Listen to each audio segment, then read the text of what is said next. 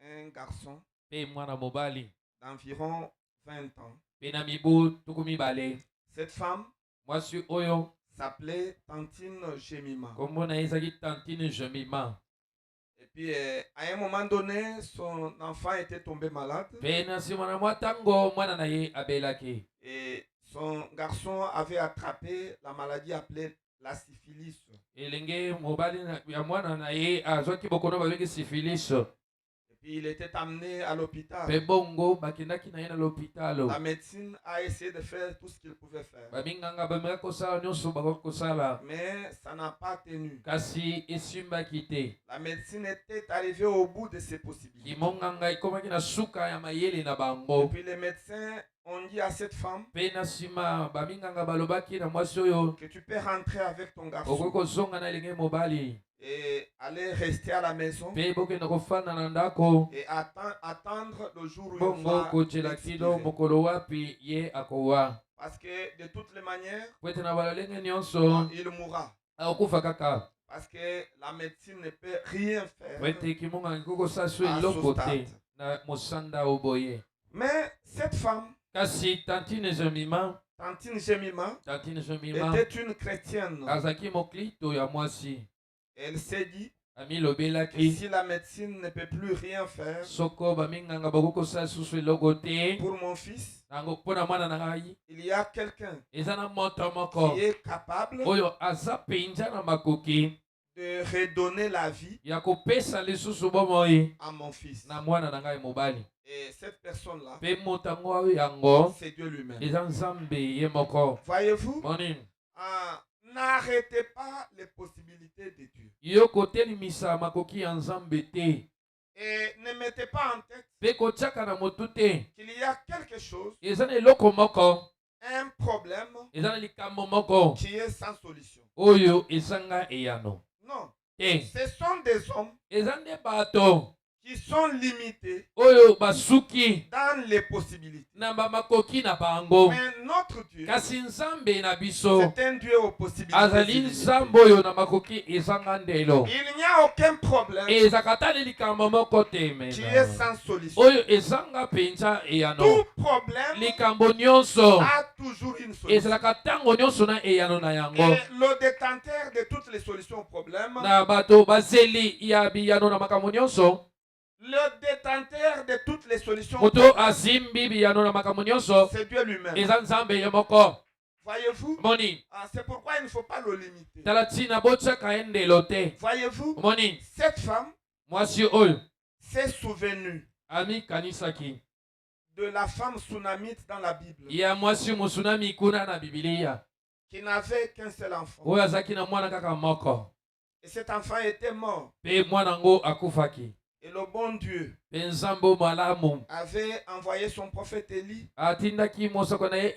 C'était Élie le Tishbite. Et qui avait ramené à la vie cet enfant. Et elle s'est souvenue de cette femme. Elle s'est dit, comme Dieu avait redonné la vie à cette femme, à cet enfant-là, le même Dieu peut faire la même chose. Voyez, et le prophète montre que toutefois que le diable peut vous plonger dans une situation désastreuse, dans une situation difficile, une situation malheureuse. Souvenez-vous toujours qu'il y a quelque part dans la Bible une promesse de Dieu à laquelle vous allez vous identifier et à laquelle vous allez vous accrocher pour sortir de cette situation. Il y en a toujours. Voyez-vous, il y en a toujours. Vous pouvez être au service. Et puis soudainement, Un problème surgit. Un problème inattendu. Une situation malheureuse. Une situation désastreuse. Ça surgit. Vous ne l'avez pas médité. Vous faites l'inventaire de la vie. Vous n'avez pas commis de mal. Votre vie est correcte. Mais néanmoins, la situation s'est improvisée.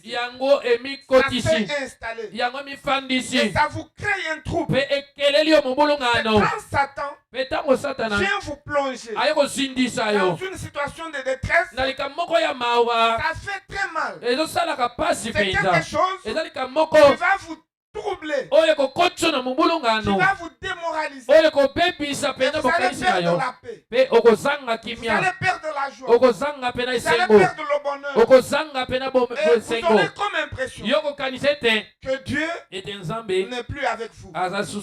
Mais frère Branham dit que souvenez-vous toujours que quelqu'un dans la Bible est passé par ce chemin-là. Et recherchez dans la Bible quelle est la promesse à laquelle vous allez vous identifier et à laquelle vous allez vous accrocher pour pousser Dieu à entrer en scène. Voyez, et vous vous souviendrez qu'il est écrit dans la Bible que le malheur atteint souvent le juste, mais l'Éternel en délivre toujours. Écoutez, dès que vous trouvez cette promesse, n'hésitez pas. Prenez ça. Méditez sur ça. Rappelez à Dieu cette promesse. Dis-lui, Seigneur, c'est toi qui as déclaré ça. Viens-moi au secours. Ajoutez encore. Dites-lui que tu es le secours qui ne manque jamais dans un temps de détresse. Et le Seigneur viendra à votre rescousse. Voyez-vous, ne pensez pas que Dieu dort. Dieu ne dort pas. Il ne somnole pas. Il vous connaît bien que vous ne vous connaissez vous-même. Il connaît le nombre de cheveux qu'il y a sur votre tête. Quand un seul cheveu tombe, le Seigneur est au courant. Écoutez, peuple de Dieu, ne pensez pas que vous êtes seul. C'est que vous êtes là. Dieu vous connaît mieux que vous ne vous connaissez vous-même. Parce qu'il est omniscient. Il connaît toutes choses. Il connaît le nombre d'oiseaux qu'il y a dans le monde entier. Et il connaît le nombre de battements des ailes que chaque oiseau produit à la seconde près. Dieu connaît tout ça. Il est infini. Et il est omniscient. Voyez-vous, c'est pourquoi ne vous souciez pas. Voyez-vous, quand quelque chose ne marche pas, souvenez-vous qu'il est le secours qui ne manque pas dans un temps de détresse. Souvenez-vous aussi que le malheur atteint souvent les hommes justes, mais l'Éternel les en délivre toujours. Voyez-vous, parce qu'il est Dieu. Et il ne manque pas de secourir ses enfants. Voyez-vous, attachez-vous à ça. Et la promesse de Dieu, c'est la parole de Dieu. Et c'est Dieu lui-même. La Bible que vous voyez ici, c'est Dieu sous forme écrite. Le zodiaque, c'est Dieu sous forme de la nature. Voyez-vous, et Dieu existe. Et il est le rémunérateur de ceux qui le cherchent. Voyez, et cette femme ne s'est pas découragée. Et puis, Et elle s'est mise à prier. Elle s'est accrochée de cette écriture de la Bible concernant la veuve, la Sunamite. Et puis elle s'est accrochée de cette écriture. Et elle a commencé à prier. Elle disait à Dieu, oh Seigneur, je suis dans la même condition que la Sunamite. Envoie-moi quelqu'un qui puisse venir guérir mon fils. Elle a dit, envoie-moi Élie. Envoie-moi Élie.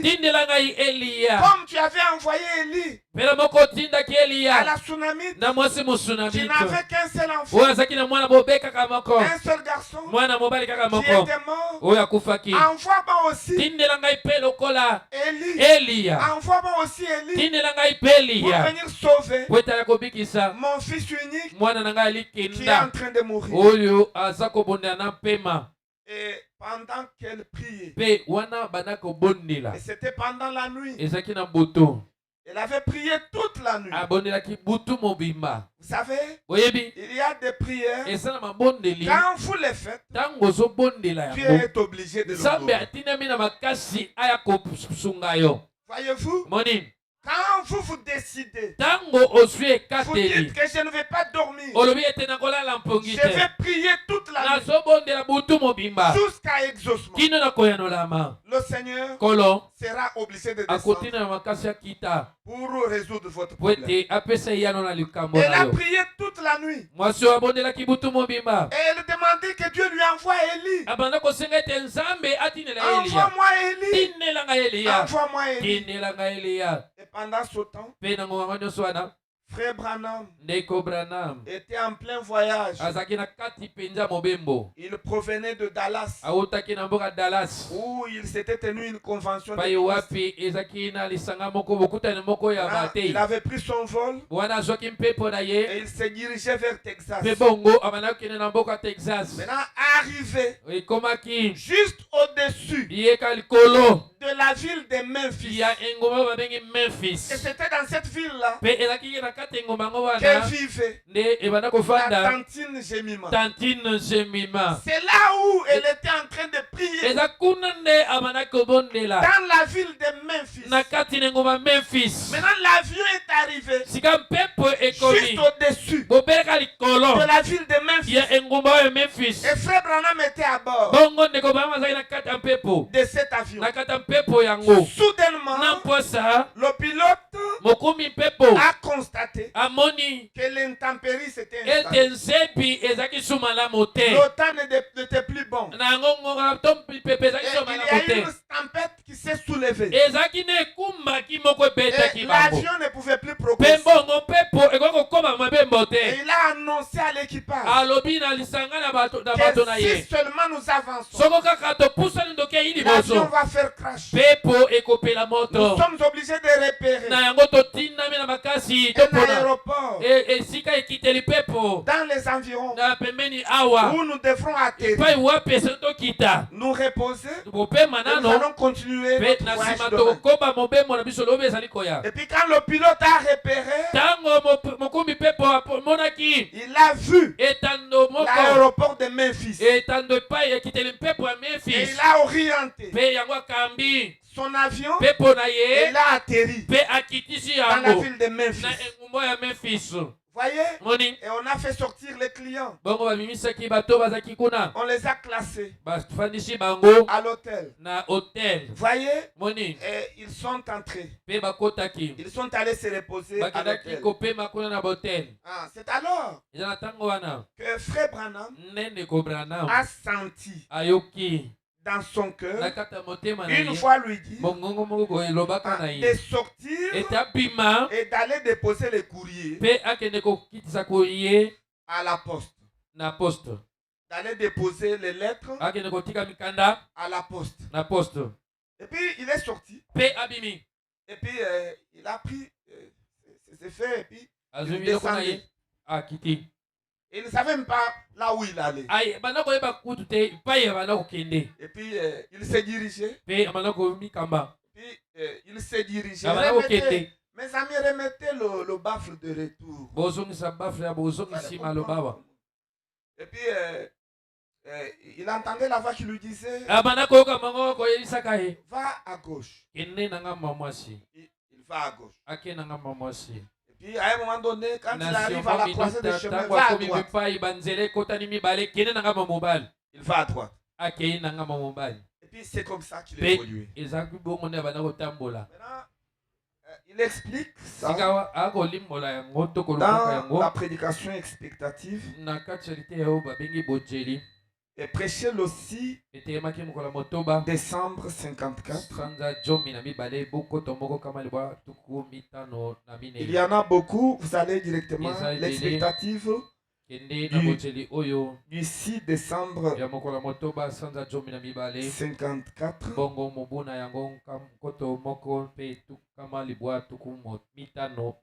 Et puis pour ceux qui sont en train de prendre note, vous pouvez écrire à partir du paragraphe 63 jusqu'au paragraphe 71.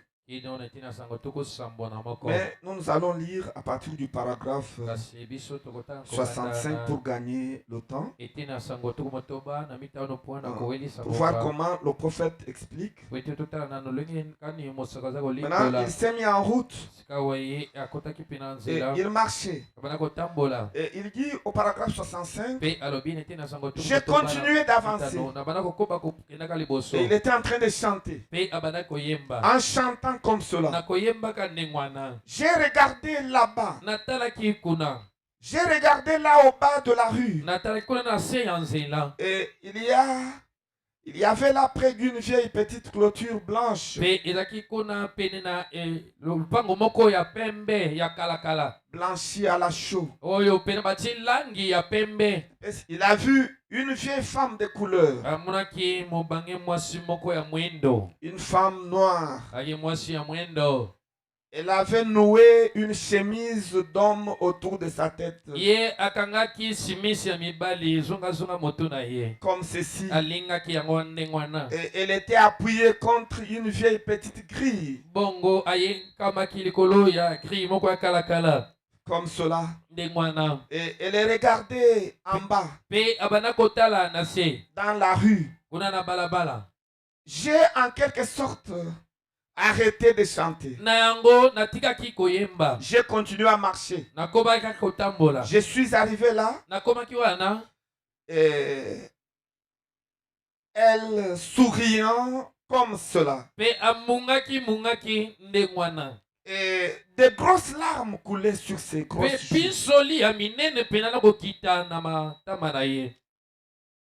Elle m'a en quelque sorte souri. Elle a dit, bonjour pasteur. J'ai dit, bonjour tantine. J'ai continué à marcher comme cela. Et quelque chose m'a dit, dites, comment m'avez-vous appelé? Et puis, la femme a dit, c'était appelé pasteur. J'ai dit, comment avez-vous su que je suis pasteur? Comment avez-vous su que je suis pasteur? Elle a dit, avez-vous déjà lu cette histoire dans la Bible au sujet de la femme Sunamite? J'ai dit oui, madame.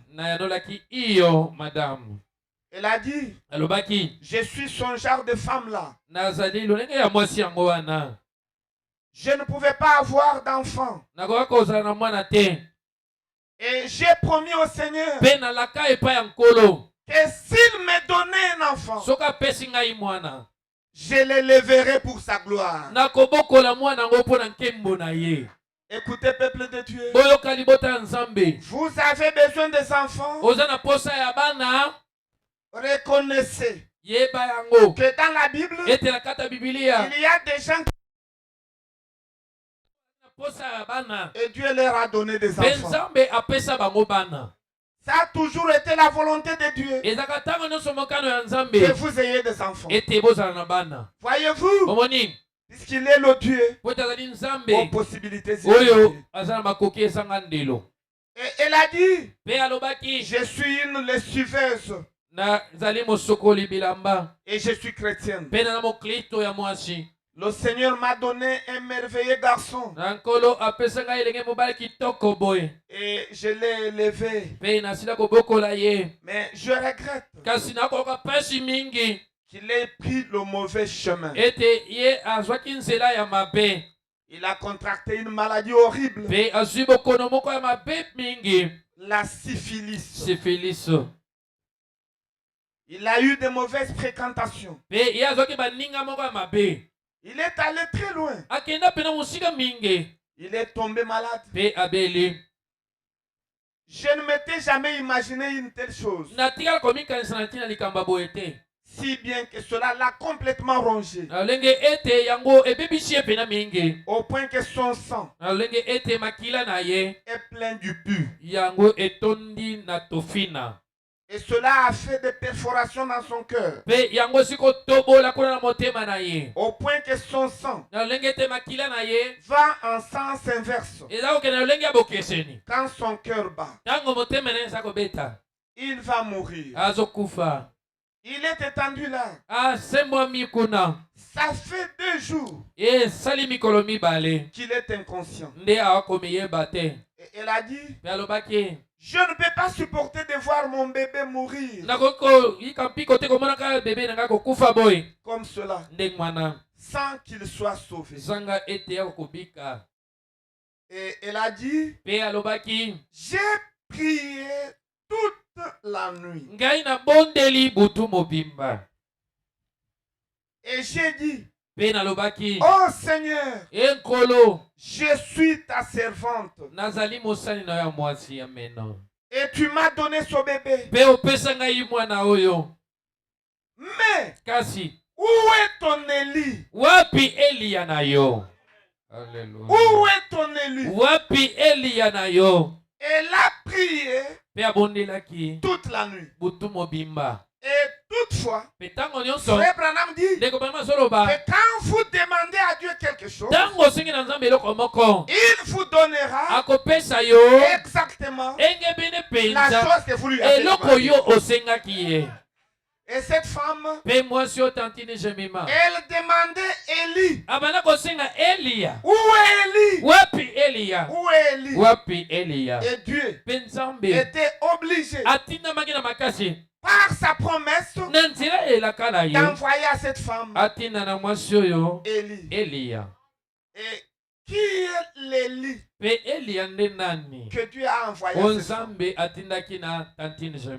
C'était l'Élie de Malachie, qui revenait de sa convention. Mais il s'est retrouvé à Memphis. Écoutez, peuple de Dieu, la prière de la foi peut changer n'importe quelle circonstance. Écoutez, ne minimisez pas la prière. C'était une femme noire, une veuve, mais sa prière a arrêté la progression de l'avion. Sa prière a obligé l'avion à atterrir dans la ville de Memphis. Sa prière a obligé Dieu d'envoyer Branham dans sa maison. Un grand prophète, mais allant dans la maison d'une veuve. À cause de quoi? À cause de la prière. Écoutez, vous n'accédez pas à certaines choses, c'est parce que vous êtes faible dans la prière. Et aujourd'hui, c'est devenu comme une doctrine du message du temps de la foi. De voir les gens ne pas aimer la vie de prière et de consécration. Il est difficile de trouver un frère faire le jeûne de 3 jours et prier toute la nuit pour une situation. Écoutez, ce n'est pas mauvais. La prière, c'est la volonté de Dieu. Comme je vous l'ai toujours dit, la prière n'a jamais été la conséquence du péché. Non, nous ne prions pas parce que nous sommes tombés et nous avons péché. Non. La prière a précédé la chute. Et même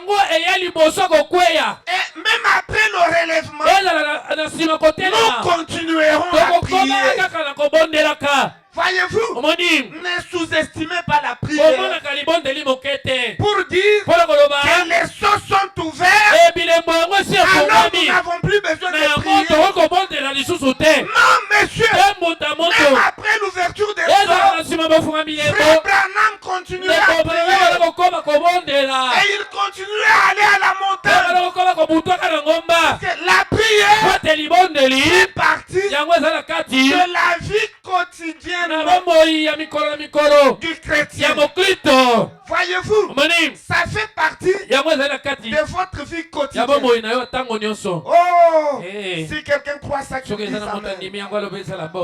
C'est ce que Frère Branham montre. Il dit qu'il y a 3 choses qui ont précédé le péché. La première chose, c'est la communion avec Dieu. Et la deuxième chose, c'est la foi. Et la troisième chose, c'est la prière. Il dit que ces choses ont précédé le péché. Voyez-vous, aimez la prière. Et votre prière va changer les circonstances. Oh, si quelqu'un peut croire et dire amen à la parole de Dieu. Vous voyez, et la prière de cette femme a attiré le prophète dans la ville de Memphis.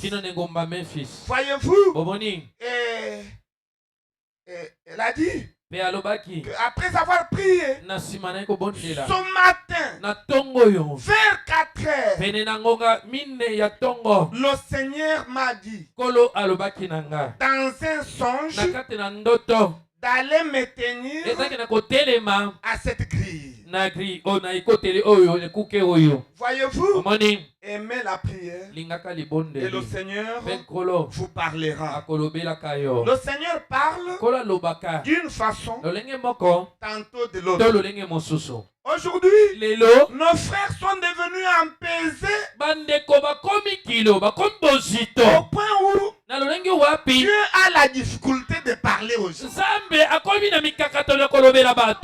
Vous trouvez un frère qui fait toute une année.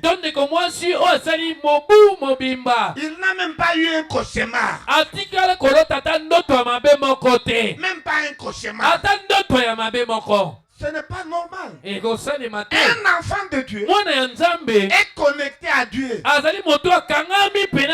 Et Dieu doit lui parler à tout moment. Parce que la communion, ça veut dire 2 personnes vivent dans un même bateau et ils échangent l'une après l'autre. C'est ça la communion. Vous communiez avec qui? Si Dieu ne vous parle pas, vous communiez avec qui? Vous communiez seul. Aucun songe. Ne parlons même pas de vision. Voyez-vous, parce que le songe, c'est quand même facile à avoir. Voyez, vous aimez trop manger. Écoutez, vous mangez toute une grosse boule de foufou comme ça. Le soir, avant d'aller dormir. Mais Dieu viendra vous parler comment? Il viendra vous parler comment? Avec la boule nationale dans l'estomac. Et puis tout le sang va descendre au niveau de l'estomac. Et puis le cerveau est privé du sang. Et vous n'aurez pas de vision. Vous n'aurez pas de son. Écoutez, ayez l'habitude de vous priver parfois de la nourriture. Et de dormir presque affamé. Et vous priez. Dieu vous viendra vous parler. Écoutez. Je suis en train de vous dire ceci. Que la meilleure communication, c'est quand Dieu vous dit, vous parle à vous-même. Vous avez un problème, il veut vous parler vous-même. Vous attendez toujours les vases. Et puis toi, tu viens là. Tu n'as même pas prié à la maison. Tu viens t'asseoir là. Dieu parle-moi. Et puis tu regardes les vases en face. Pour que les vases viennent te parler. Dieu ne te parlera pas. La meilleure façon que Dieu utilise pour vous parler, communiquer avec vous, il vous parlera vous-même. Il vous donnera des visions vous-même. Il vous donnera des songes vous-même. Vous-même, vous voyez le tableau. Et vous vous réveillez. Et vous savez que c'est Dieu qui vous a pertinemment parlé. Voyez, il ne faut pas attendre que quelqu'un d'autre vienne vous le dire. Oh frère. Bon, aujourd'hui j'ai rêvé que tu es parti à Dubaï. Oh. Et toi tu commences à dire, gloire à Dieu. Oh, je vais aller à Dubaï. Et puis à un moment donné, l'aéroport est fermé.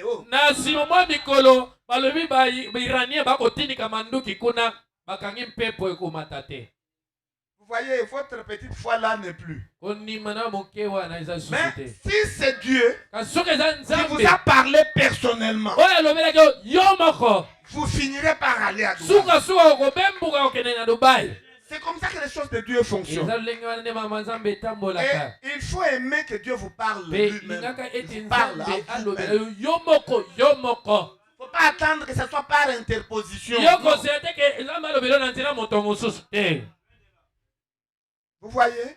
Et tout cela est possible si vous aimez la prière. Mais si vous êtes un fouillard, quand on dit nous organisons la réunion de prière, et là vous allez préparer l'interrogation. Non. Il faut aimer la prière. La prière, c'est ce qui active la puissance de Dieu. Voyez-vous? Et puis elle a eu le songe. Elle a dit à Frère Branham que le Seigneur m'a dit dans un songe d'aller me tenir à cette grille. Et vous alliez venir. Il a dit, vous seriez vêtu d'un complet de couleur brune et d'un chapeau de couleur brune. Vous voyez? C'est comme ça que Dieu parle avec précision. Pas des histoires. Qu'est-ce que tu vois? Qu'est-ce que tu as vu?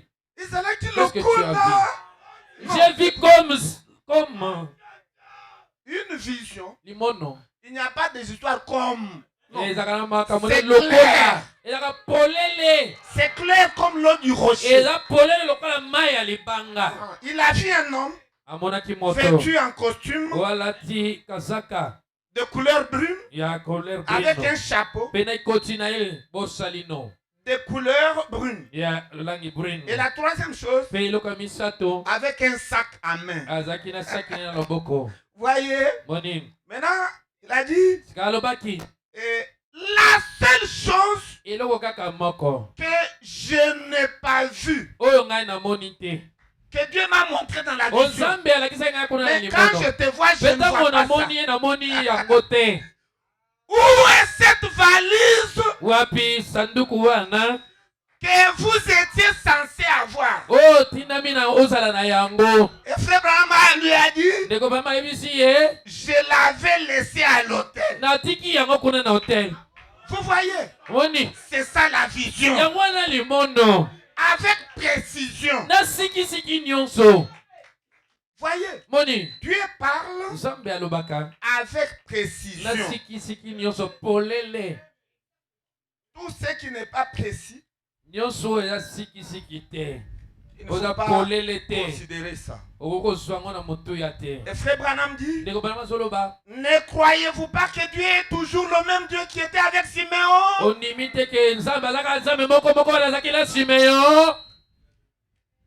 Il l'est.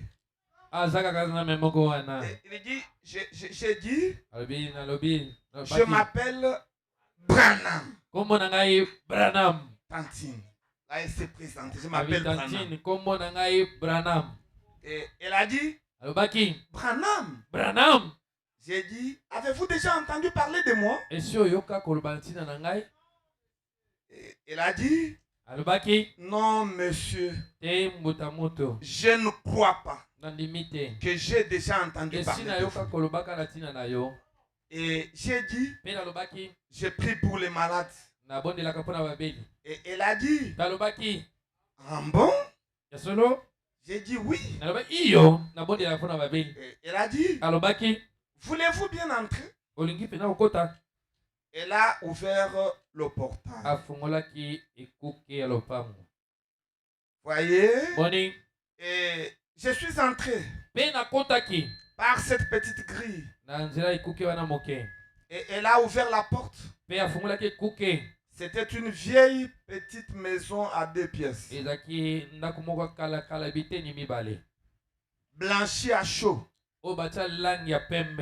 Là-bas près de la rivière. Et je suis entré là-dedans. Le prophète montre. Il y avait une grande enseigne sur la porte. C'était écrit que Dieu bénisse notre maison. C'est aussi ça un problème. Aujourd'hui, nous avons des chrétiens, mais arrivés dans leur résidence, et voyez ce qui est écrit. Vous serez scandalisés. Écoutez, peuple de Dieu. Il faut toujours créer l'atmosphère. Frère Branham dit, Dieu a créé l'homme pour que l'homme à son tour soit le créateur. Et il pose la question, le créateur de quoi?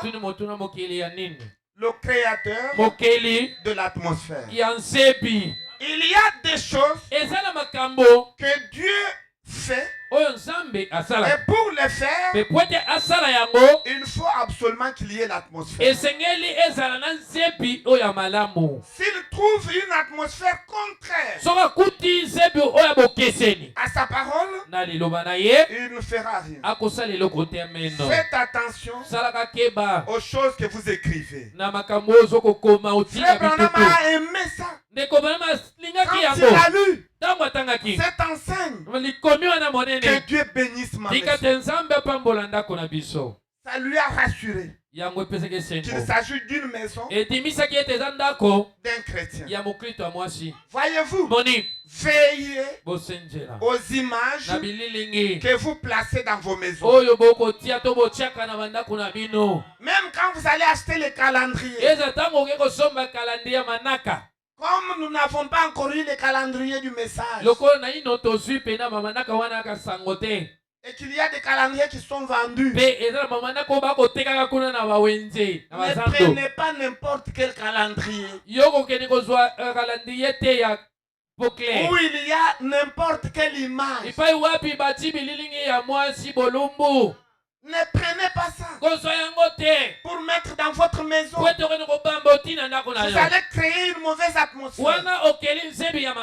Voyez-vous, veillez à ce que toutes les images qui se trouveront dans vos maisons soient des bonnes images. Parce que chaque image produit l'atmosphère. Et chaque enseigne produit l'atmosphère. Veillez à ça. Et chaque musique qui retentit dans votre maison produit l'atmosphère. Écoutez mes frères, ne négligez pas ces choses. Parfois, nous parlons de moins en moins sur ces choses. Ce sont ces petites choses que nous négligeons qui soutiennent les grandes. Voyez-vous, mettez une bonne musique dans votre maison, dans votre téléphone. Mettez une bonne musique. Mettez de bonnes images. Voyez-vous, il ne faut pas mettre les images terrifiantes. Ce qui fait peur. À force de regarder les images qui font peur, vous allez attirer le malheur sur vous. Voyez-vous, parce que l'arbre tombe du côté où il est penché. Faites attention. Surveillez vos images. Surveillez votre musique. Voyez-vous, surveillez vos enceintes. Voyez-vous, vos maisons doivent être des maisons modèles. Voyez-vous, il faut surveiller tout ça. Est-ce que quelqu'un croit dans la parole de Dieu? Oui, c'est la vérité. Et le prophète continue de dire, lorsque vous entrez,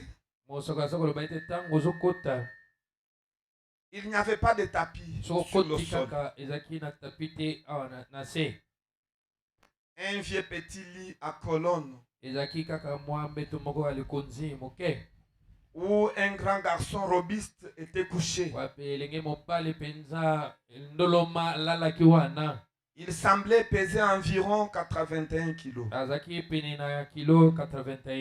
Il avait environ 18 à 20 ans.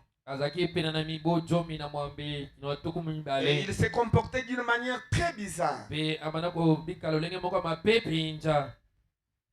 il était inconscient. Il n'y avait pas de tapis sur le sol. Plutôt, il y avait de grands trous. Comme ça. Des grandes crevasses. Le prophète dit, je suis entré dans le palais des rois. Je suis entré dans les plus belles maisons qui existent dans le monde. Mais jamais je me suis senti le bienvenu que lorsque je suis entré dans la petite habitation de cette petite femme de couleur. Le prophète s'est senti très bien parce que l'atmosphère était une merveilleuse atmosphère. Il dit, je suis entré là sachant que le Dieu du ciel était avec elle. Et je ne savais quoi faire. Parce que le prophète, Dieu ne lui avait rien dit. Il avait parlé à la veuve. Mais au prophète, il n'avait rien. Et il disait, il a trouvé ce garçon qui disait, il fait très sombre. Il fait très sombre. Il fait très sombre. Et sa mère le tapotait. Il avait quelque chose comme un petit balai. Et puis elle tapotait sur son fils.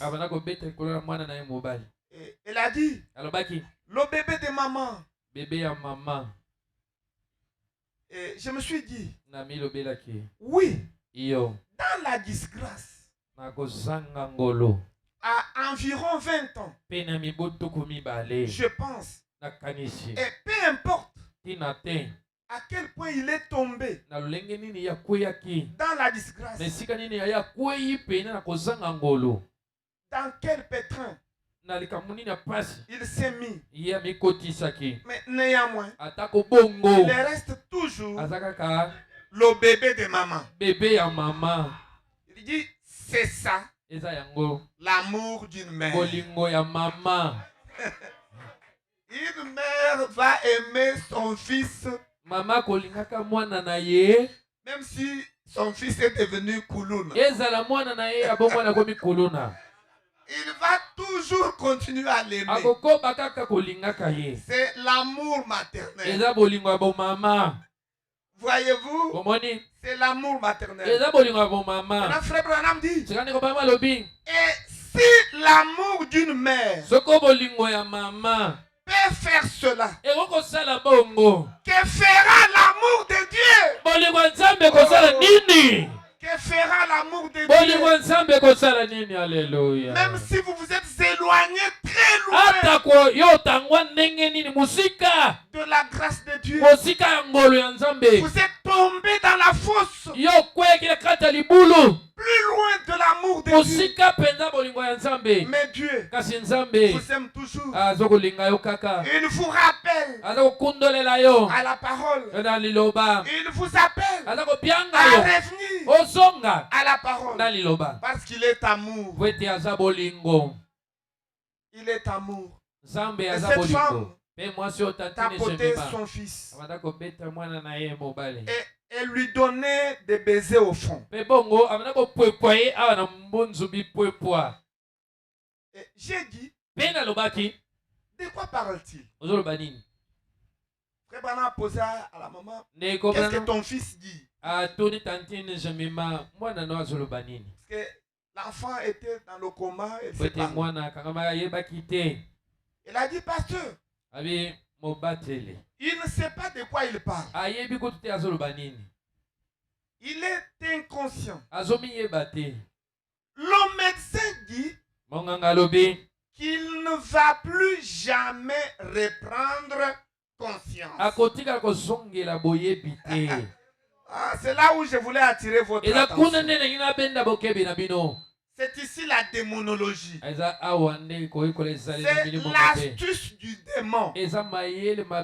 Quand vous êtes malade, la médecine vous dira qu'il est impossible que vous soyez guéri. Frère Branham dit que cette position-là est la manière de faire du diable. Là où la médecine s'arrête, croyez que c'est par là que la puissance de Dieu commence. Voyez-vous, dans l'économie de Dieu, il n'y a pas de maladie incurable. C'est la médecine qui a classifié les malades. Qu'il y a les maladies curables. Et puis il y a les maladies non curables. Mais aux yeux de Dieu, toutes les maladies sont curables. Et croyez ça comme ça. Ne doutez pas. Et vous verrez la gloire de Dieu. Et quand vous êtes malade, agrippez-vous à la promesse de Dieu. Il est écrit, je suis l'Éternel qui vous guérit de toutes vos maladies. Croyez et le Seigneur vous guérira. Quelle que soit la maladie.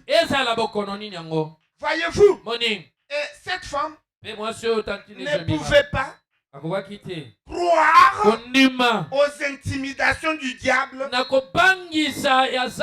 par la médecine. Voyez, elle n'a pas cru dans cette intimidation. Elle continue à croire que Dieu est capable de faire ça. Et elle a dit, pasteur, je ne peux tout simplement pas le voir partir comme cela. Il ne cesse de dire qu'il est perdu quelque part sur un grand océan. Et il est dans une petite barque. Et c'est complètement sombre autour de lui. Elle a dit, cela me brise tout simplement le cœur.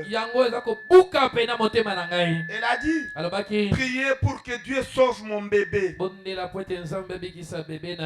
avant qu'il ne meure. S'il vous plaît. J'ai dit, oui madame. Oui tantine. J'ai dit, inclinons la tête. Et je me suis agenouillé au pied du lit. Frère Branham avait l'habitude de s'agenouiller pour prier. J'ai tenu ses pieds, qui étaient aussi froids que possible. Et tout simplement comme la mort. Et la tantine s'est agenouillée. J'ai dit, conduisez-nous dans la prière. Tantine. Et vous parlez d'une prière. Elle s'est agenouillée. Étant aussi tranquille que possible. Elle avait la foi. Donc elle s'était agenouillée. Et elle était tranquille.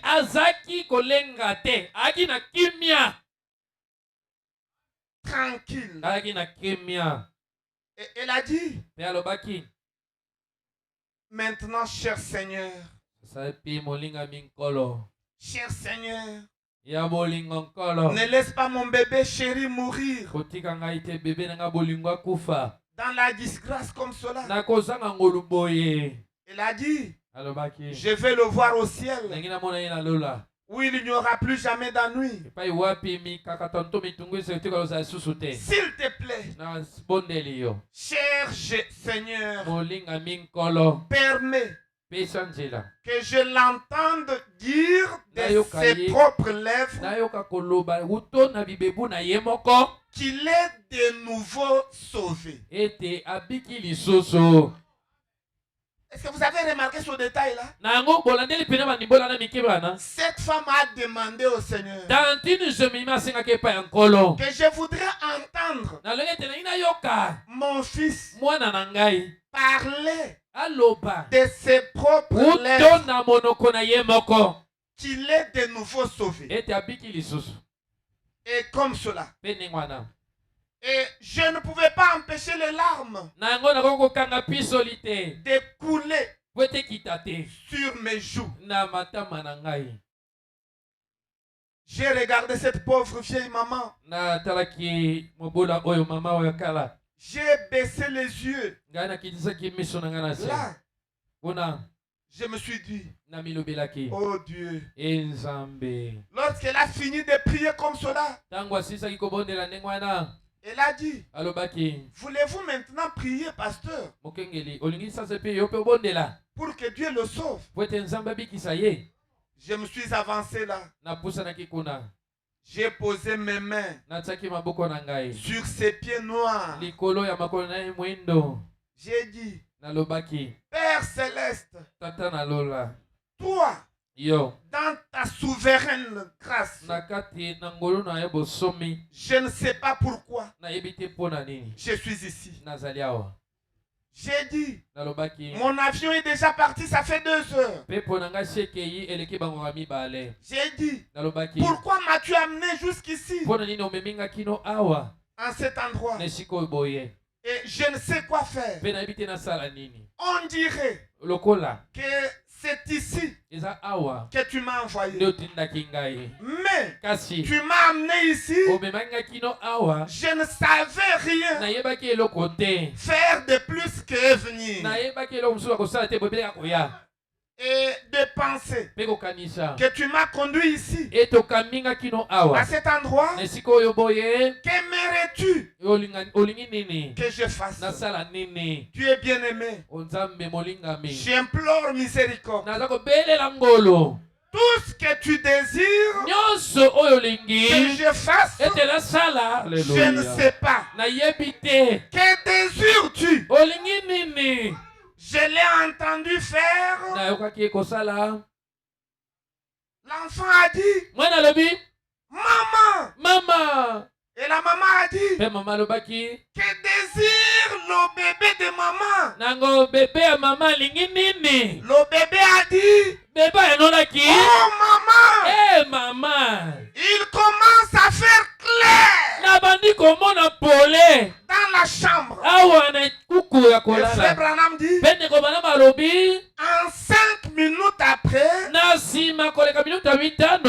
il était assis là, au bord du lit, avec un bras autour de sa mère et l'autre bras autour de moi, en train de louer Dieu. Oh, il est le Dieu aux possibilités illimitées. Voyez-vous, il n'y a aucune situation qui est impossible à Dieu. Croyez dans les promesses de Dieu. Vous verrez la gloire de Dieu. Voyez-vous, parce qu'il est le même hier, aujourd'hui éternellement. Nous vous donnons ces exemples. C'est pour vous dire que vous aussi, quand vous êtes trempé dans une situation comme telle, souvenez-vous toujours qu'il y a quelque part dans la Bible une promesse à laquelle vous devez vous identifier et à laquelle vous devez vous accrocher. Et Dieu va être obligé de vous bénir. Voyez-vous, parce qu'il est Dieu et il ne change pas. Voyez-vous, il est le Dieu aux possibilités illimitées. Est-ce que quelqu'un croit ça? Il est capable de tout. Quelle que soit votre situation. Il est capable. Il est capable de vous guérir. Il est capable de vous guérir, de vous bénir financièrement, de vous bénir matériellement. Rien n'est difficile. Et n'écoutez pas le conseil du diable. Tout ce qui est contraire à la promesse de Dieu, c'est le diable.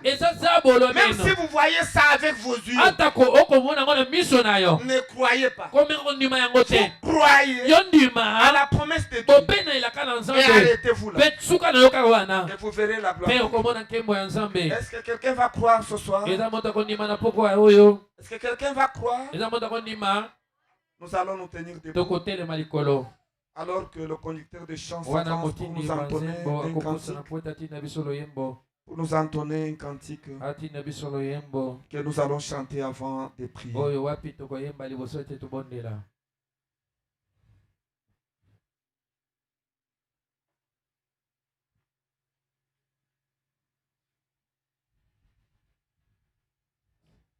En Christ seul.